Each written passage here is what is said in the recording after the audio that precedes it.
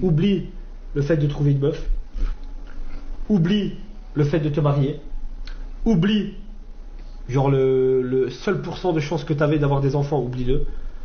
Et puis, au lieu de remettre ça sur la faute, soit des gens, soit de nous, soit des femmes, hein. Soit de la société à l'heure actuelle. Remets seulement la faute sur le fait que tu es un immense fils de pute qui n'est pas prêt à faire d'efforts pour soi-même.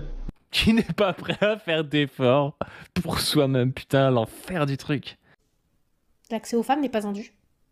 Ça se mérite. Le mérite, c'est une notion bourgeoise qui a fortement imprégné la France à partir du XVIIe siècle et qui dit que certains méritent d'avoir l'accès aux femmes et d'autres non.